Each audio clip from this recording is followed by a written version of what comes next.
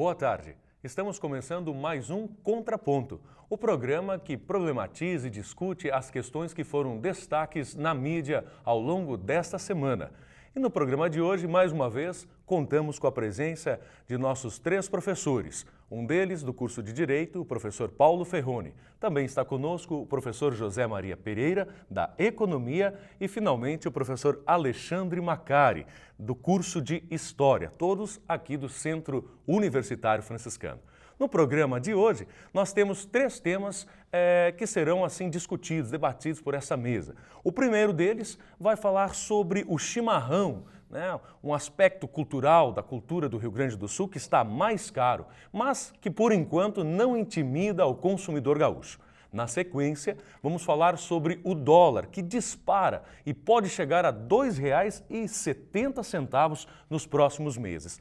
E, por último, vamos tentar compreender as causas dos conflitos no Egito, um dos maiores conflitos mundiais e, nesse momento, está ganhando grande repercussão, principalmente pela questão política e também porque mais de 1.000 pessoas morreram nos últimos 15 dias. Esses são os temas para o debate de hoje e a gente começa então com este saboroso tema desta marca da tradição, da cultura, da identidade cultural gaúcha, que é o chimarrão. Claro, o tema, a princípio, está voltado à questão socioeconômica, e por isso eu convidaria assim, o professor Pereira para iniciar esse debate, porque o mate está mais caro, professor Pereira. Por quê? Pois é, nós devíamos fazer esse programa hoje tomando um chimarrão, né? Esquecemos de trazer a cuia, já é uma falha. Eu não trouxe porque eu achei a erva muito cara. Não sei se esse é o horário adequado para tomar chimarrão, né? Tem gaúchos que tomam chimarrão de madrugada quando levantam, né? Quem levanta de madrugada, não é o meu caso, e aqueles que tomam uma tardinha, né? A tradição dos nossos antepassados que voltavam da roça, então chegavam, né, para dar uma descansada, tomou o chimarrão, né? Não, na verdade é um assunto que tem ocupado inclusive a mídia nacional, né? Porque a gente sabe que o chimarrão é mais cultivado, até culturalmente aqui no Rio Grande do Sul, né? Mas a gente vê que a própria mídia de São Paulo tem dado destaque nessa questão do aumento do preço da erva mate, né? A erva mate, na verdade, é uma cultura permanente, né? E talvez o que a gente tem, o aumento de preços, né, que você sabe que aqui, pelo menos pelo índice do custo de vida aqui de Santa Maria, né, calculado pela Unifra, foi 13% no mês passado, né? A gente percebe que, por exemplo, 13% seria, digamos, no único mês, 2 vezes o que seria a inflação nacional medida pelo IPCA. Né? Então, é um aumento bastante grande. Se a gente imaginar assim, digamos, a cesta de consumo, né, dos consumidores, né, nós vamos ver que, claro, o chimarrão não pesa tanto quanto a carne, por exemplo, né, ou quanto outros itens importantes, como energia elétrica, preços administrados de um modo geral. Então, claro, como o peso da erva mate não é tão grande, né, esse aumento de 12% não é nenhuma catástrofe, como se fosse, por exemplo, um aumento da gasolina ou da energia elétrica, né? Que, pelo contrário, esses preços a gente sabe que, através da política do governo, eles vêm sendo administrados até para baixo, no sentido de controlar a inflação, né? Mas, de toda maneira, né, a gente sabe que aqui é muito raro quem não toma chimarrão, né? E deve ter ficado surpreendido, porque a erva mate, a demanda é mais ou menos estável, né, ao longo do tempo, né? A não ser que os jovens começassem a tomar chimarrão agora, acho que tomam, né? Mas não de uma forma quase como um ritual, como nós percebemos nos gaúchos, né?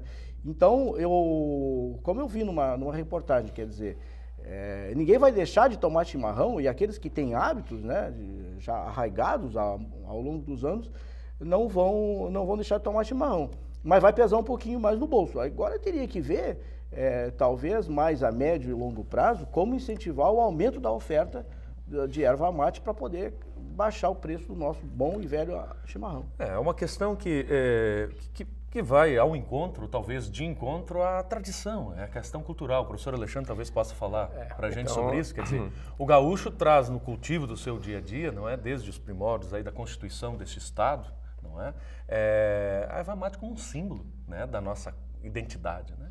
E nesse momento está ameaçado, professor Alexandre. Essa é uma visão, né, que tu trazes, professor Michael, que é evidente que ela está muito ligada a essa ideia de como foi forjada essa identidade do gaúcho, né? Porque a erva mate é um item que, assim como outros, né, veio de outras culturas, né, e foi, de certa forma, né, colocado e criado essa identidade, esse aspecto, né? Isso, eu diria que é coisa do século XX, lá, meados do século XX.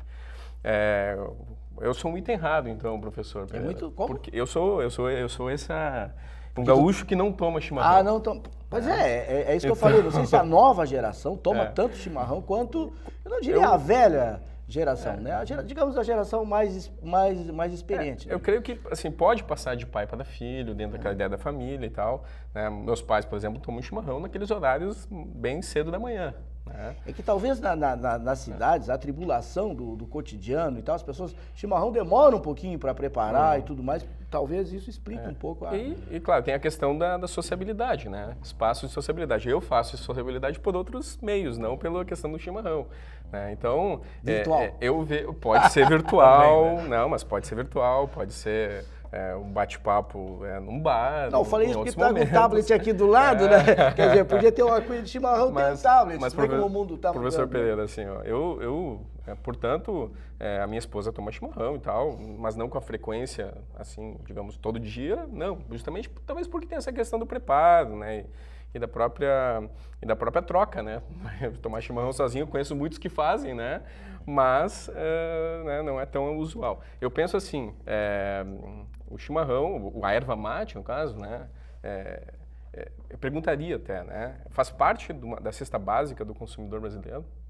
Ou no caso... Não faz. Do brasileiro, de maneira nenhuma. Nem do gaúcho. Nem do gaúcho. Nem mesmo do gaúcho. Mas ela aparece na cesta básica do gaúcho. Teoricamente não é essencial, mas se perguntar para um gaúcho que está acostumado a tomar de manhã, no meio-dia e à tardinha, ele vai dizer que para ele é essencial. Simbolicamente ela aparece em algumas cestas básicas, vamos dizer assim, como um item importante. É uma questão interessante essa. Aparece ou não aparece? Não aparece. Mas porque tu faz uma pesquisa de orçamentos familiares. Quando tu faz a pesquisa de orçamentos familiares, as pessoas respondem que gastam, digamos, muito pouco com erva mate, entendeu? Então isso não pesa tanto. Esses itens que integram a cesta básica, eles têm algum subsídio ou têm algum desconto?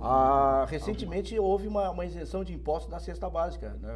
Acho que 1 ou 2 meses atrás. Não sei, aí ia ter uma discussão.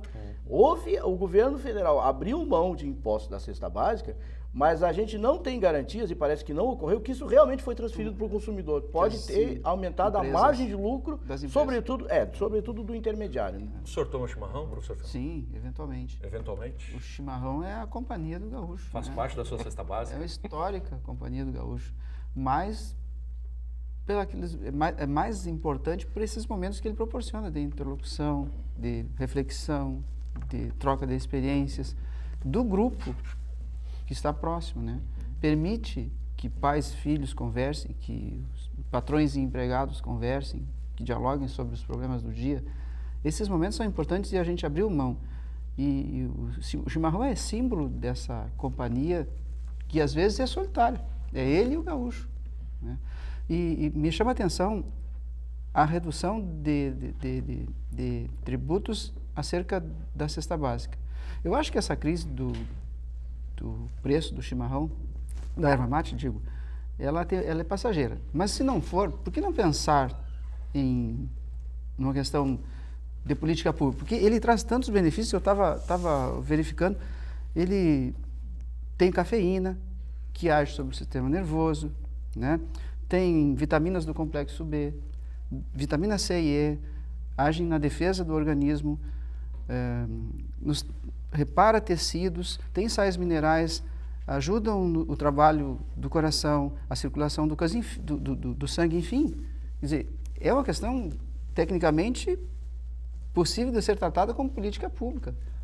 A questão é que essas culturas, sobretudo do agronegócio, né, ela, como soja, por exemplo, elas acabam expulsando essas culturas que têm menor demanda, né, e não tem, inclusive, mercado de exportação. Então, a gente percebe que aqui no Rio Grande do Sul mesmo, que é um estado tradicional, né,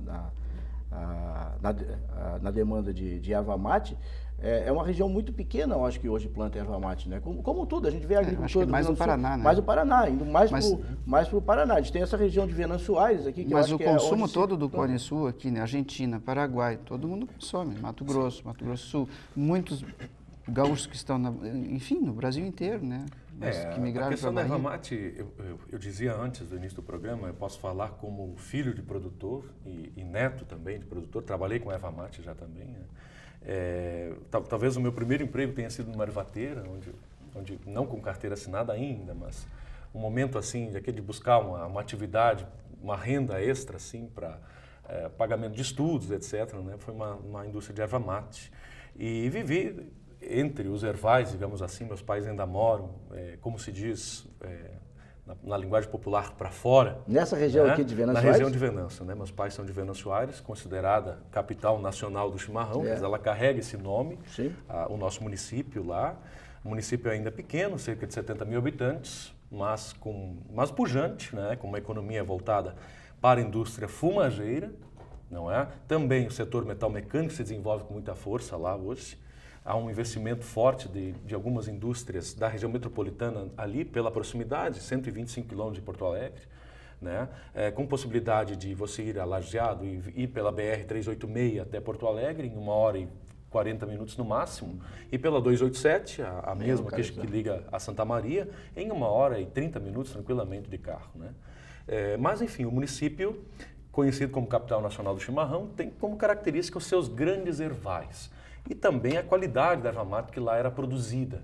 E eu digo era produzida, porque talvez eu faça alguma injustiça ao dizer que hoje a qualidade da erva mate talvez não seja a mesma da qualidade de antigamente.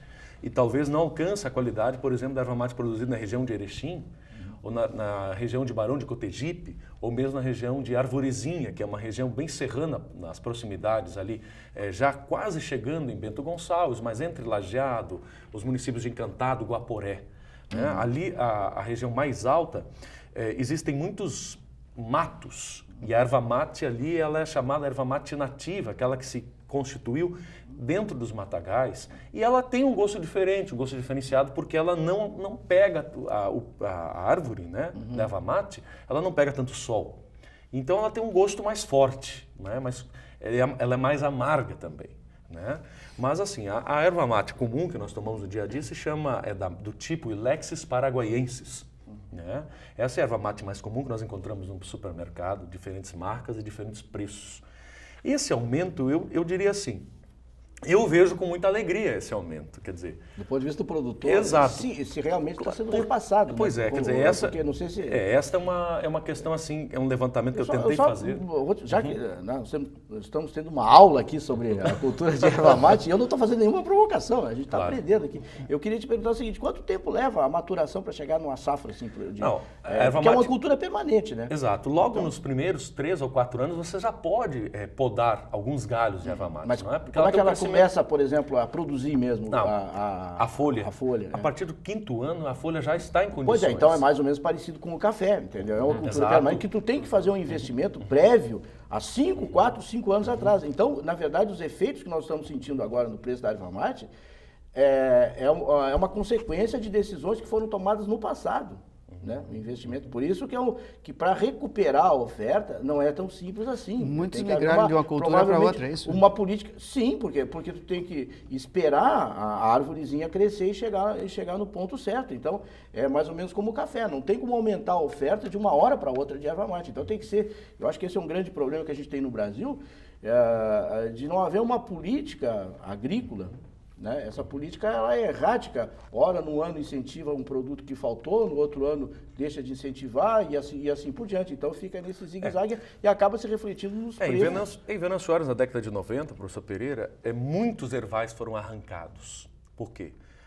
Chegou-se a pagar ridículos R$6 pela arroba de erva mate, quando hoje estão pagando aí R$15, R$20, segundo a Associação de Produtores e da indústria também da erva mate. São várias fábricas de erva mate em Venâncio, hoje eu não tenho precisamente, mas algumas delas a ponto de quebrarem ou de ter uma produção mínima que dá a subsistência daquela família dona da empresa e que vive assim mal e mal, entende? Quer dizer, então o mercado se perdeu bastante, principalmente quando se pagava tão mal pelo produto ao produtor, né, que também não se viu assim incentivado pela economia da época, né? O próprio município, via a Emater, Ascar, tentava buscar alternativas para a erva mate. E a erva mate também nos anos 90 sofreu muito com um pequeno bichinho chamado a broca da erva mate, que corroía os pés de erva mate, e não havia de maneira nenhuma nenhum tipo de veneno, nenhum tipo de agrotóxico capaz de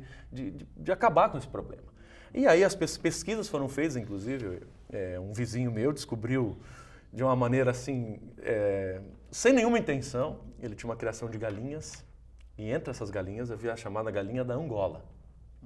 E a galinha da Angola, solta no erval, Predador natural. se tornou a grande estratégia dos produtores de erva mate como um predador natural da broca da erva mate, né, do bichinho que comia. E isso fez reestimular o processo, quer dizer. Aí se descobriu como poder eliminar uma das maiores pragas dos ervais da nossa região. E os produtores arrancaram muito, investiram em outras culturas. Na própria região de Erechim, aqui, soja, Barão do Cotigipe, tem, que mais? Temos a soja, trigo e outras culturas, porque a erva mate não trazia recursos. Bom, mas aqueles produtores que ficaram com os ervais, hoje estão vendo com outros olhos e voltam a plantar, e voltam a se preocupar em investir nessa cultura. Uma saída seria agroindústrias, né? Exato, porque aí não... porque é um recurso que entra anual e está certo lá. Porque depois que o erval se constitui, você não precisa fazer mais nenhum investimento. No máximo, o que o agricultor faz hoje é pegar os estercos de animais, aí, de porco, e jogar em cada um dos pés para dar uma energia, digamos assim, né? É uma espécie de fertilizante natural. Feito isto, o erval traz um recurso que é certo, todo ano entra aquele recurso a mais ali para o produtor poder investir na sua pequena propriedade, nas outras culturas, né? Ainda mais na nossa região aqui, onde as propriedades são pequenas, são minifúndios, de até no máximo 20 hectares, a média é de 6 a 20 hectares. Né? Então, eu acho que para o produtor rural, para ele está sendo interessante esse investimento. A erva mate também ganha a produção não só para o chimarrão, mas para a produção de outros produtos, como da linha de cosméticos, tem utilizado muito a erva mate. Também tem se feito uma espécie de refrigerante, que é o mate, né? Para se tomar. Chamate. Chamate, exatamente. A linha de cosméticos, temos aí sabonetes, temos shampoo de erva mate, temos sorvete de erva mate lá na região. E em Venâncio, vamos aproveitar então o espaço que nós estamos tendo aqui. Também temos a chamada Escola do Chimarrão, que é a única escola que ensina a fazer diferentes tipos de erva mate em todo o mundo. E também é itinerante, né? Que leva esse conhecimento da tradição gaúcha Brasil afora. Então são alguns aspectos. Ensina a fazer chimarrão. Ensina a fazer chimarrão. E temos aqui um candidato a expert. prefeito de Venâncio. Não vai demorar. Não, de maneira nenhuma. Tem que introduzir o de chimarrão na maneira cesta nenhuma. básica. Assistindo o programa lá, né, pela Não, TV. foi importante a gente chamar a atenção desse Promessa de campanha assunto. e seria o chimarrão na cesta básica. Eu acho que essa questão da correção da oferta é mais difícil realmente em cultura permanente. O que provavelmente nós vamos ter, talvez seja um aumento, né, da importação de erva mate de outros estados, né, mais do Paraná, exporta muito, ou talvez dos países aqui da área do Mercosul, né, para tentar corrigir esse desnível de oferta, pelo menos a curto prazo, né? Tá bem. Eu só quero destacar, não sei se tem um tempinho, né? Diga. Eu não quis parecer também assim contra essa questão do chimarrão. Eu respeito tudo, viu, professor? Olha, Não, mas então me explica. Tu sabe o que é encilhar um chimarrão, não? Sabe, Ferrugem? Isso vai acontecer muito ou não vai acontecer agora, Michael? O que é encilhar um chimarrão? Sabe o que é professor encilhar um chimarrão? Pereira? Depende da O ótica. que é encilhar um cavalo, né? Tu botar o arreio, pelego, não sei o quê. Como a erva mate aumentou o preço, o que vai acontecer? O pessoal que tomou o chimarrão de manhã, tira aquela ervinha gasta em cima e bota uma erva nova e deixa a base. Isso aí é encilhar um chimarrão, entendeu? Tá bem. Ela tá é, bem. Michael? Já tá Bom, fazendo uma tem uma estratégia, pequena né, contribuição, assim, Tá é certo. uma estratégia para não gastar muito com Reduzir o tamanho da cuia, né? o aumento do Reduzir o preço tamanho da cuia. da erva. Né? Tá certo, gente. Bom, encerramos esse bloco do Contraponto. Voltamos na sequência para falarmos sobre o dólar que dispara e pode chegar a R$ 2,70. Fique com a gente.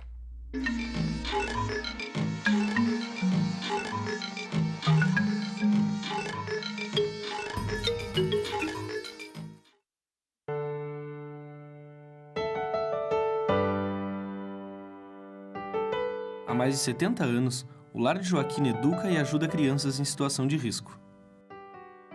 Colabore conosco para que possamos ampliar nossas atividades, dando continuidade aos nossos trabalhos. Mais informações no site lardejoaquina.com.br.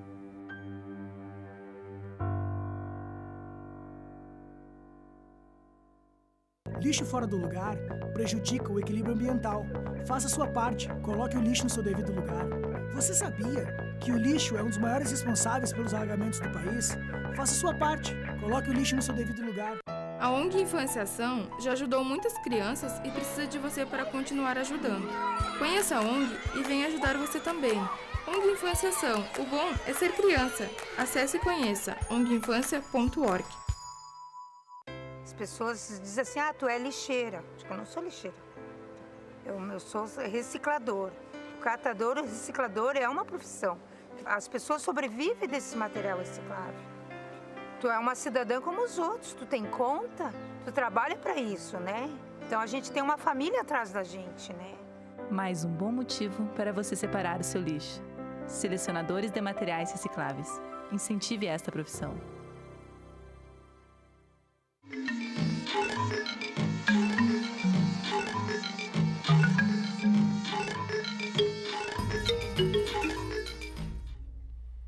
Muito bem, estamos de volta nesse contraponto. Hoje vamos discutir outro tema que tem a ver com economia. Afinal de contas, professor Pereira, o dólar pode chegar a 2,70. É verdade? Olha, eu não me arrisco muito a fazer previsões, né? Tem alguns economistas aí, a começar pelo ministro da Fazenda, que adora fazer previsões, né? Subiu, desceu e tal. Eu acho que assim, a economia é uma coisa muito volátil, né? Quer dizer, são uma infinidade de variáveis, não só variáveis internas, como variáveis externas, no caso do dólar, sobretudo variáveis externas, né, que interferem na oscilação do preço do dólar. Então, o que a gente percebe, talvez, na verdade, seja uma correção do mercado de dólar, né? E coisas que estão acontecendo fora do país e que aceleram, no caso, a valorização do dólar e a desvalorização do real. Mas, basicamente, o pessoal que tem dólar, ou que aplica em fundos lastreados com dólar no mercado financeiro, vem perdendo dinheiro há muito tempo, tanto quanto a Bolsa, né? Então, nós, não faz muito tempo, nós chegamos quase que a um piso, na verdade, que estava 1,60 a relação, né? Hoje, antes de vir para cá, na verdade, nós gravamos um pouquinho antes do programa, mas estava 2,43, 2,50 e tal. Eu acredito, assim, a gente vê, por exemplo, previsões do mercado, não só de A ou B, né, mas, por exemplo, tem o boletim Focus do Banco Central, que é uma avaliação das corretoras e financeiras que trabalham com dólar, não só do mercado, porque hoje a gente olha o mercado à vista, mas tem que olhar o mercado futuro, que são os contratos negociados com dólar, como é que eles estão negociando lá na frente para saber se realmente o dólar tem fôlego para ir mais adiante, ou se ele vai estabilizar, ou se ele vai recuar. Bom, então, eu acredito que, assim, essa oscilação brusca, e nós temos mais um detalhe, teoricamente o câmbio no Brasil é flutuante, ou seja, o preço do dólar seria determinado pela oferta e demanda de dólares, né? Mas a gente sabe que tem um parceiro nesse mercado, né, que atua através de corretoras em seu nome, né, que é o Banco Central, né? Então, o que o Banco Central faz, ele, na verdade, ele não consegue segurar indefinidamente uma variação do dólar, mas a curto prazo ele faz isso, né? Porque nós temos reservas internacionais bastante altas, eu acho que numa faixa de, se não me falha a memória, em torno de 370 bilhões de dólares em reserva. Então o Banco Central pode queimar essas reservas para segurar o câmbio. Por que isso?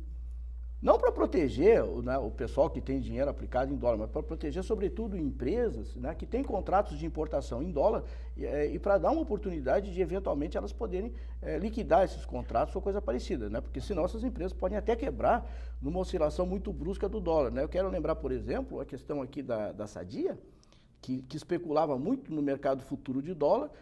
E, normalmente, quem opera no mercado futuro não tem os dólares, né? Quer dizer, ele faz uma aposta que o dólar não vai subir ou que o dólar vai cair, né? E se essa aposta der errado, ele tem que comprar os dólares ao preço de mercado, entendeu? E aí, empresas grandes podem quebrar. Então, é mais ou menos isso que está acontecendo. A pergunta é assim, se o dólar... Eu não tenho bola de cristal e também não vou arriscar, porque senão todo mundo assim, vamos comprar dólar. Eu acho o seguinte, quem vai viajar... né, já tem viagem marcada, já comprou a passagem, vai para a Europa, vai para os Estados Unidos, melhor comprar dólar. Eu acho que está na alta, entendeu? Agora, pode ser que ele recue mais um pouco até o final do ano, e pode ser, mas eu acredito assim que nós não voltaremos para o patamar de R$2. Eu acredito que é um pouco mais para cima, mas também não arriscaria se é 2,50 ou 2,70. Não, eu traria... Depende, certo. eu sei que eu só quero dizer como é difícil a economia. Depende não só do que está acontecendo aqui, que na verdade a reação aqui do Banco Central ela é passiva, mas é por conta do que está acontecendo com os investidores estrangeiros, né? Nós temos assim uma sinalização de mudança na política macroeconômica dos Estados Unidos, no sentido de aumentar os juros lá nos Estados Unidos, né? E esses boatos fazem com que os investidores sejam afugentados do Brasil para comprar títulos norte-americanos. Então, se isso de fato acontecer, aí realmente essa alta do dólar veio para ficar. E vem como prejuízo, então, ou seja, vem como afetações, é isso? São dois lados, como tudo na vida. Tem um lado que quer dizer... Me parece assim, que a pessoa física poderia tirar alguma vantagem ao investir em dólares, mas a pessoa jurídica seria afetada. Não, mas que a gente tem que pensar assim, por exemplo, macroeconomicamente é uma rua de mão dupla, entendeu? Para quem vai adquirir produtos em dólar, ou seja, para quem importa, para quem vai viajar para o exterior, vai ficar mais difícil, porque vai precisar de mais reais por cada dólar adquirido, né? Porque a taxa de câmbio, na verdade, é o preço da moeda estrangeira. Então, esse é um lado. Agora, por exemplo, para quem vende lá para fora, fica mais fácil, porque os nossos produtos que são cotados em reais, quando convertidos em dólar, vão ficar mais baratos lá no exterior. Então, para os exportadores, né, que reclamam muito, né, que a taxa de câmbio estava errada, para eles é bom. E como a nossa balança comercial vem diminuindo muito o seu saldo, isso é favorável. Então, por isso que é difícil, né? Uns ficam felizes e outros ficam tristes, né? Mas as empresas exportadoras, né, commodities, sobretudo, né, para elas é vantagem. Uhum. Que tipo de afetações a gente poderia discutir, trazer assim, como informação para o nosso telespectador, da alta do dólar no nosso cotidiano? Eu teria até assim, uma dúvida sobre isso, porque eu sou um leigo nesse assunto, não tenho dólar em casa, então geralmente eu penso a questão da cotação quando a gente vai à revenda ou algum outro tipo de questão ligada a isso, né? Mas o professor destacou que para quem vem para o Brasil, no caso, para o turista, digamos, estrangeiro, sim, por exemplo, isso é uma grande vantagem. Se mantiver essa cotação, quem vier, por exemplo, não vamos longe, quem está comprando ingressos agora para a Copa do Mundo, vamos para o Ferroni, que eu sei que é um engenheirado, já deve ter reservado seus ingressos lá, inclusive para a decisão, que custa lá R$2.000 lá o ingresso da decisão, né? O ingresso lá da decisão custa de R$600 a R$2.000, né? Mas isso aí é troco para o senhor, né? O Ferroni tem muitos dólares, fazendo uma provocação. Mas assim, sem querer tomar conta da mesa, só porque eu sou economista, mas no dia a dia, o que muda? Para o professor Alexandre, por exemplo, que está com esse tablet aqui, se ele for comprar um tablet, digamos assim, mais avançado que o dele, sem querer dizer que o dele não seja avançado, vai subir o preço do tablet, porque tem componentes importados. Então, a material eletrônico, de um modo geral, que tem componentes importados, eles vão aumentar de preço. Então, digamos assim, como as lojas têm estoques ainda antigos, né? Se eu quero comprar um notebook, por exemplo, uma TV de LCD ou coisa parecida, bom, então talvez melhor, ao invés de eu deixar o meu dinheiro na poupança e esperar mais à frente para comprar, como a poupança não vai acompanhar a alta do dólar, melhor eu comprar. Então, isso afeta o nosso dia a dia. Bom, a outra afetação que eu vi hoje é o preço das passagens de avião, que estão aumentando já com números absurdos, por causa do dólar, por causa do preço da querosene, claro que petróleo, do combustível. Né? Como a Petrobras hoje importa também bastante. Aumentou. O combustível de aviação é quase fornecido pela Petrobras e a Petrobras não tem estrutura para atender toda a demanda, então é importado. Como o dólar mudou, aumenta o preço das passagens também. Não, quer dizer... A inflação, isso é um fator. Por isso que o governo, com essa alta do dólar, ele está tentando segurar o dólar e, ao mesmo tempo, tentando baixar o preço de outros preços administrados, como, por exemplo, a gasolina, que não deixa subir, né? Já discutimos aqui, embora correndo o risco, né, de dar prejuízo para a Petrobras, que ela já está dando prejuízo para a Petrobras, ou mesmo, por exemplo, a questão das tarifas de energia elétrica, que o governo subsidia essas tarifas hoje, entendeu? Para tentar segurar a inflação. Não sei até quando essa estratégia vai dar certo. Que operações o governo coloca em ação para, digamos assim, estabilizar o dólar, para que a gente possa não ser tão afetado? Seriam essas que o senhor estava citando É agora? aquilo que eu falei. questão da Ele queima energia. reservas. O que ele queima suas próprias reservas. Então o pra Banco poder- Central opera através de determinadas corretoras fortes, que são chamadas de dealers, né, do Banco Central. Então o que acontece? O governo diz que a tal cotação, por exemplo, a cotação está, digamos, 2,50, está muito alta. O que o governo faz? O governo diz que está vendendo dólares, por exemplo, a 2,40 ou a 2,45, entendeu? Então ele vai derrubando a cotação do dólar, mas vai queimando as reservas que ele tem. Quer dizer, ele entra como vendedor nesse caso. Tá certo. O professor Alexandre se diz leigo. Eu também. Mas um leigo mais vivido que o professor Alexandre. Sem dúvida. E tenho percebido nessa vida aí que tem muita especulação nessa história de aumento do dólar. Muitas vezes vi isso e o professor Pereira também viu. Nós vimos um país que se ressentia significativamente de um dia para o outro com o aumento do dólar. Aumentava o dólar hoje, amanhã estourava a gasolina. E a discordo do professor Pereira quanto aos prejuízos que poderia sobrevir à Petrobras por conta do aumento do dólar, até porque nós hoje somos autossuficientes. E assim como importamos algumas coisas, nós exportamos também produtos daqui e o petróleo bruto. Então, é uma discussão que na verdade, que vai se manter história, e nós não vamos chegar a um mas consenso. o senhor não está falando uma coisa certa, e a discordância eu admito, mas aí não é questão de... Mas deixa eu concluir meu só quer dizer, raciocínio. a autossuficiência da Petrobras é em petróleo bruto, não em petróleo processado. A Petrobras importa gasolina, importa querosena, só o senhor pode entrar na internet, clicar lá que vai mostrar. Então, a Petrobras hoje está tendo prejuízo porque a gasolina importada hoje, a gasolina no exterior, está 17% mais cara que no Brasil. E esses 17% são subsidiados pela Petrobras. Né? Ou seja, pelos acionistas da Petrobras. Não é por outro motivo que as ações da Petrobras caíram pela metade, porque o lucro da Petrobras caiu pela metade. Soma-se isso mais os investimentos em plataformas, é por isso que eu estava falando. Então, essa história da autossuficiência é muita propaganda que ocorreu. Mas não se pode desconsiderar que quantas refinarias nós já temos. E se nós não tivemos prejuízo no passado, por que agora que somos autossuficientes nós teríamos prejuízo? Então, são questões que realmente a gente vai acabar discutindo. Mas, voltando àquilo que disse... que a gente via um país que se ressentia do dia para a noite, que país era aquele? Hoje nós vemos um país que não se ressente tanto. Aumenta o dólar e a gente sabe que tem muito boato, tem muita manipulação internacional para especulação, enfim. Mas bem se sabe e bem se viu que esses aumentos excessivos eles reduziram, como disse o professor Pereira, ele entende que isso vai se reduzir, eu também penso, porque a experiência nos mostra isso, que todo o tempo que o dólar aumentou nesse país, se viu também reduzido e estável por um determinado tempo. Então, essas crises mais parecem crises de especulação também, do que propriamente aumento real e que se esperava do dólar. Mas se viu também que ele se ressentiu com o euro, no período que o euro esteve à frente do mercado, enfim, por um bom tempo. Mas a história nos mostra que o país não se ressente tanto mais.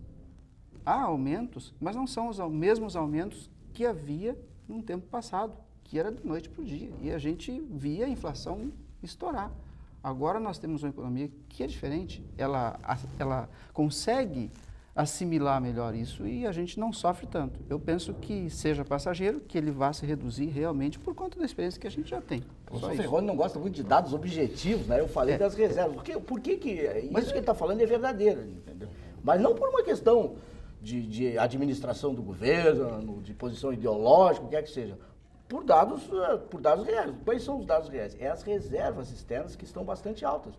Por quê? Porque durante um grande período, né, nós tivemos uma enxurrada de dólares que entraram no país aqui para, por exemplo, desde as privatizações e principalmente porque a taxa de juros no Brasil estava muito mais elevada que no mundo inteiro. Quando os Estados Unidos e na Europa caíram quase a zero, aqui no Brasil era níveis elevadíssimos. Soma-se isso mais a Bolsa, então o Brasil recebeu uma enxurrada de dólares e o problema que nós tínhamos há pouco tempo atrás era o seguinte, o que fazer com essa entrada de dólares aqui, né, que prejudicava, como eu falei, as exportações e tudo. Então, mas mudou, como o dólar, a gente não produz dólares, e os dólares são dos estrangeiros, de modo geral, assim como eles vêm, eles voltam, a não ser aquele dólar que é investido permanentemente aqui, quando vou fazer uma empresa ou tal. Esse dólar que está aplicado na Bolsa, É por isso que a Bolsa caiu, né? Porque tem uma participação de mais de 50% são estrangeiros na Bolsa. Então, a Bolsa, se os estrangeiros saírem, a Bolsa desaba. Então, e da mesma maneira. Então, o governo conseguiu acumular uma grande reserva de dólares que hoje lhe dá uma certa folga, né? Uma certa folga para administrar esse problema. Né, de fato, eu concordo nesse sentido. É muito mais confortável agora do que foi no passado, né? Não é mais vantajoso ir a Ribeira, então? Com certeza. Pergunto. No sentido que nós somos consumidores. Bom, você vai a Ribeira, que mais se encontra santamariense fazendo aquisições de produtos importados, né? Na verdade, claro, vai ficar mais caro em Ribeira. Está mais caro. Né? Vai ficar mais caro. Quando for converter reais para dólar, vai acontecer isso, né? Mas eu acho que essa questão, talvez o interessante é o seguinte, que nem o Ferroni falou, as oscilações do dólar estão acontecendo, é muita especulação, claro que tem especulação de quem... Quase sempre tem, porque, né? Não, mas acontece que isso aí também é... Parece que é o que mais importa. Não, mas o mercado... a especulação faz parte do jogo, mas o mercado funciona assim, o que está acontecendo? Funciona Quando o pessoal vê que o dólar está subindo, o que acontece? O pessoal quer comprar dólar. Sim, a Bolsa funciona pela Então tem mais gente querendo comprar do que gente querendo vender. Então por isso que o governo entra para tentar aumentar a oferta de dólar. Mas se a gente olhar, né, o governo faz o papel de bombeiro, apagando incêndio, mas ele não vai segurar o mercado permanentemente. Então, se a gente olhar as oscilações do dólar, vocês vão ver que um dia ela sobe, um dia desce, um dia ela sobe. Mas a tendência, quando a gente trata uma reta, é de alta.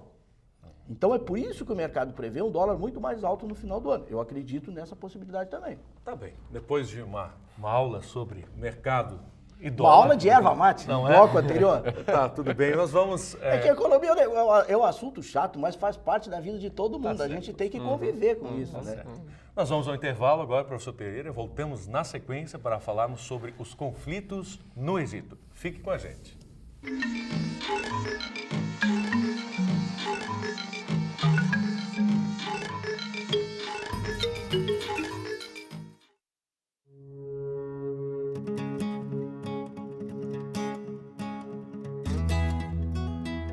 O que você aspira?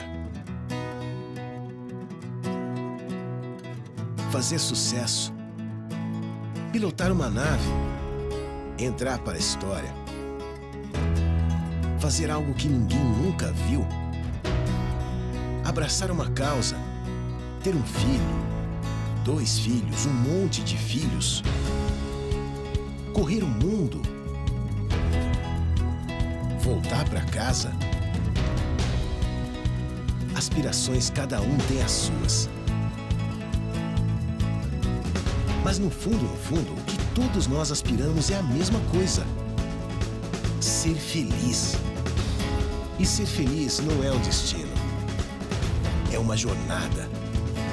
O mais importante é fazer valer a pena o caminho. Aspire. E para realizar, transpire.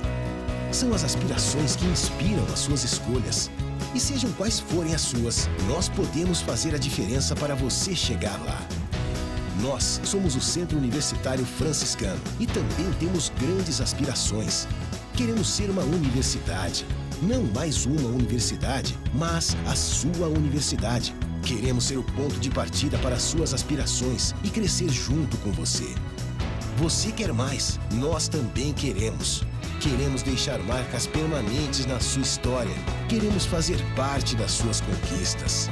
E que você faça parte das nossas. Queremos ser uma universidade sempre à altura das suas aspirações. Centro Universitário Franciscano. Uma universidade para as suas aspirações.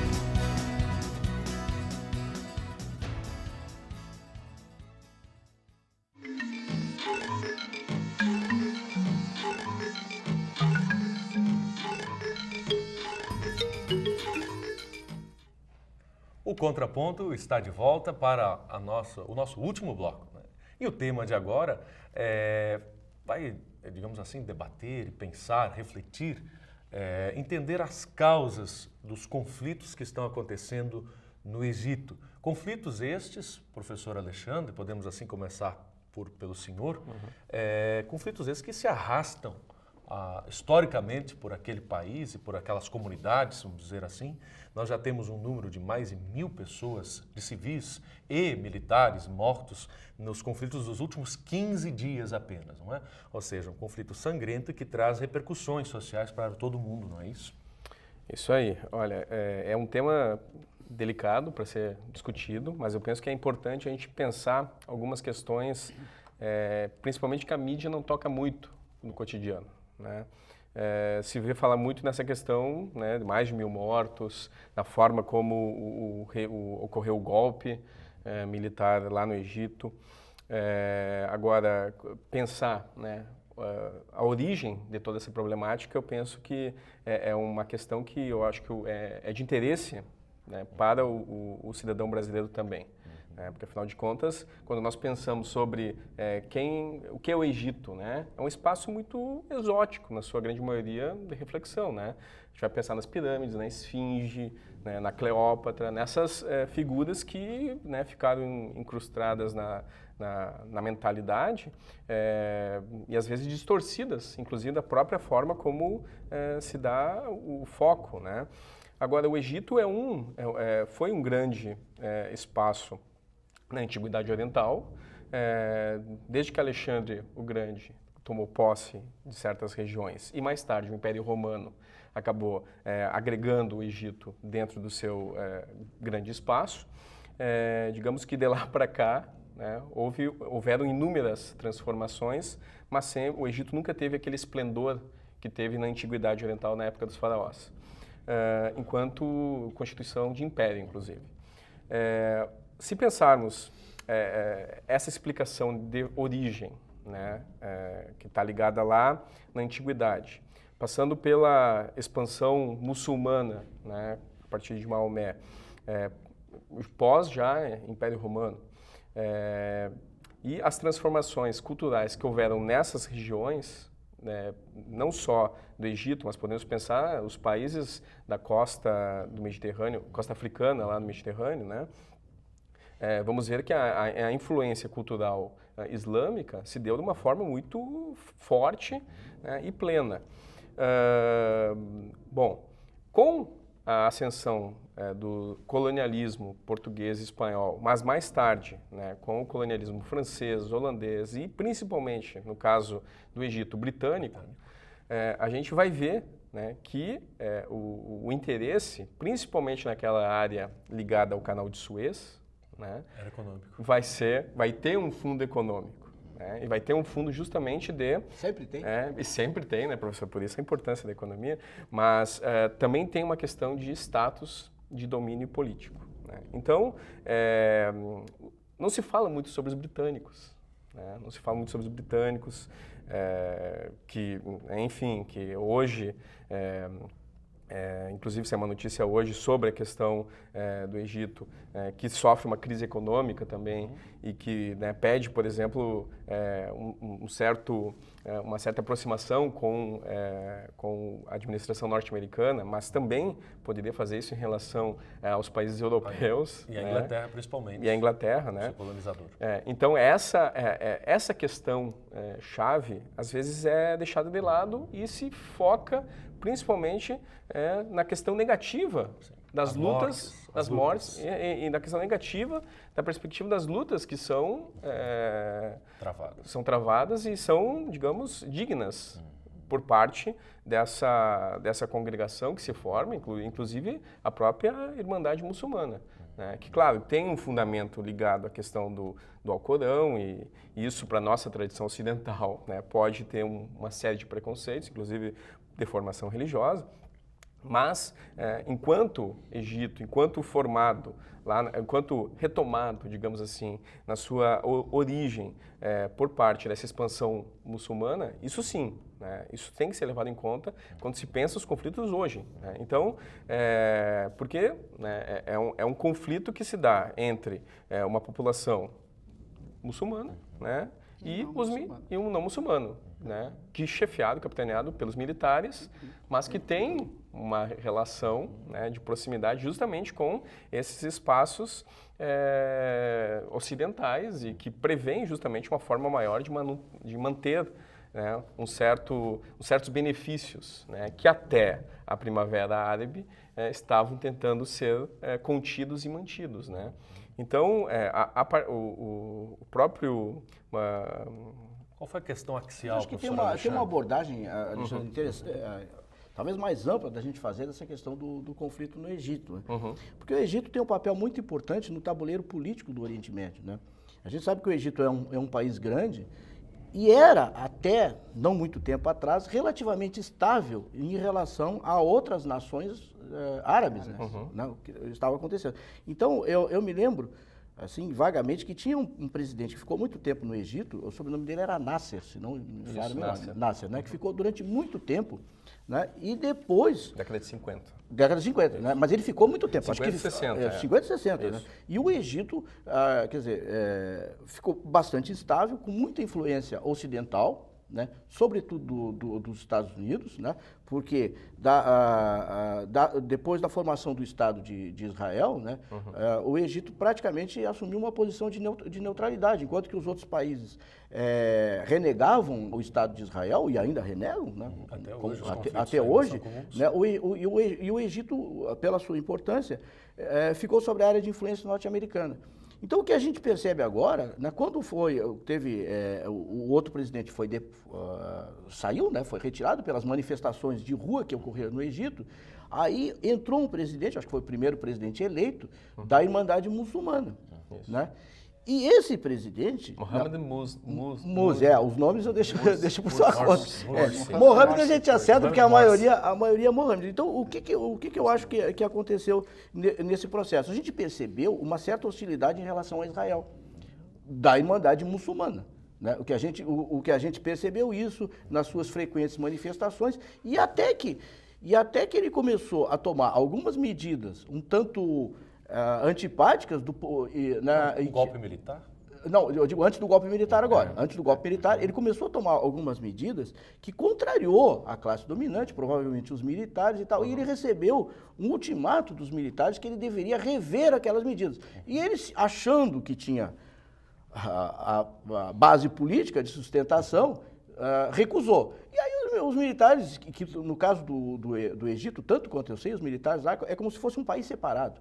Eles têm um poder, embora tu tenha o poder do povo... Dá para se ver que existem dois Egitos. Dois Egitos, exatamente. Então os militares, eles têm um poder extremamente forte. Então eles fizeram isso, derrubaram o presidente, prenderam, ele está em algum lugar que não se sabe se está preso, talvez até esteja morto.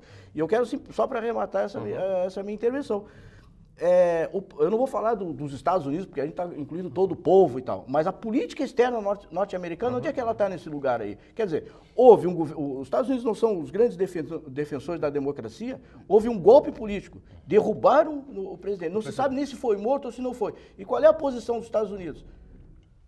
Silenciosa. Nesse momento é silenciosa. É totalmente silenciosa. Por quê? Porque não comprometida. Interessa para eles. Silenciosa, mas comprometida. Aí vem os interesses, como diz o pessoal, econômicos.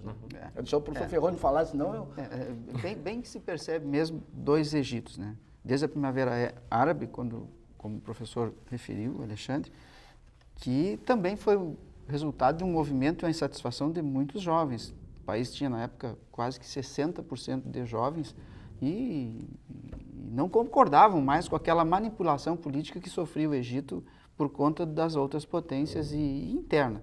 Caiu o Hosni Mubarak em 2011, entra o Mohamed Morsi, que prometia governar para todos. E era a esperança de um governo de coalizão. Mas não aconteceu. São dois Egitos.